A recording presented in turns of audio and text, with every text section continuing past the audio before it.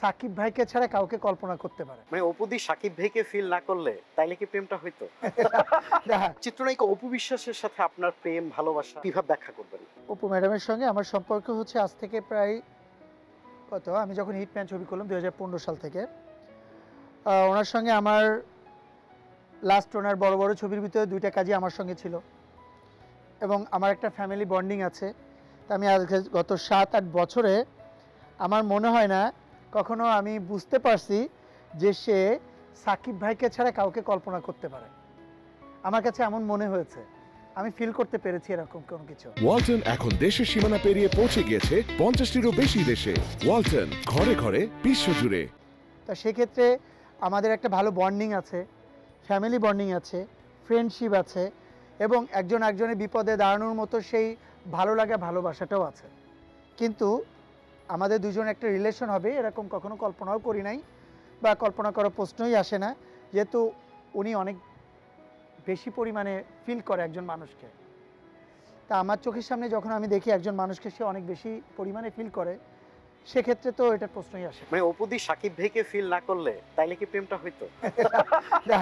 এটা তো সিচুয়েশনের একটা ব্যাপার, কারণ এখন আমরা আমাদের মাথায় কখনো এরকম কাজই করে নাই। আমাদের ফ্রেন্ডশিপটা এতটা বন্ডিং হয়ে গেছে যে আমরা ফ্রেন্ডশিপের ঊর্ধ্বে আমরা কখনো কোনো কিছু চিন্তা করতে পারি নাই। তার যখন ভালো লাগে না কোনো কিছু, সে কিন্তু আমার বাসায় চলে আসে। আমার যখন প্রয়োজন মনে হয় বা সবাই যখন প্রয়োজন মনে হয় যে একটা কোথাও ট্যুর দিতে হবে, আমরা সবাই মিলে ট্যুর দিই। তো একটা ফ্যামিলি বন্ডিং, সেখানে আমরা না অনেক বড় কিছু কখনো চিন্তাও করি নাই, কখনো মাথায়ও আসে নাই। বউ আছে, বাচ্চা আছে, পরিবার আছে, সব মিলিয়ে আসলে এই ধরনের গুঞ্জন যখন সোশ্যাল মিডিয়ায় ওয়াইফের সামনে আসে, বউ কিভাবে সামলান? না, এটা আসলে এটা অভ্যাস হয়ে গেছে, কারণ এটা এমন না যে এই আমাদের অপু ম্যাডামকে নিয়েই হচ্ছে, এর আগেও হয়েছে, আপনি জানেন। যাই হোক, এই জিনিসগুলো না হিরোদের ওয়াইফদেরকে, আমার ওয়াইফ বলে যে হিরোদের ওয়াইফের সুপার পাওয়ার থাকতে হয়।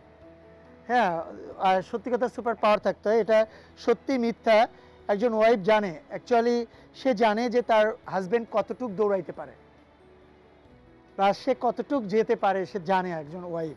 এখন আপনি আমাকে পছন্দ করেন না, আপনি অপু ম্যাডামকে পছন্দ করেন না, তা সেক্ষেত্রে আপনি মনেই হলো যে আমরা এদের দুইজনের রিলেশনটা ব্রেকআপ করে দিই। অপু ম্যাডাম তো ভালোই আছে, তার মাথায় একটু টেনশন ঢুকাই দিই, বা জয় চৌধুরী ভালো আছে ঢুকাই দিই। এই কিছু লোক এই গেমগুলো খেলে এবং সেটা এখন শুধু এই সোশ্যাল মিডিয়া আসার পরেই। শিল্পী সমিতির বা ব্যক্তি জীবনের কোনো একটা প্রয়োজনে অপু বিশ্বাস এবং বুবলি একসাথে আপনার কাছে আসে, আপনি কাকে হেল্প করবেন? আমি দুজনকে হেল্প করব। যদি একজনকে করার সুযোগ থাকে? এটা তো অন্যরকম হলো। তা আমি অবশ্যই চেষ্টা করব আমার দুজনকে হেল্প করার জন্য। আর যদি একজনকেই করতে হয়, আগে আমি দেখব যে কার প্রবলেমটা বেশি গুরুত্বপূর্ণ।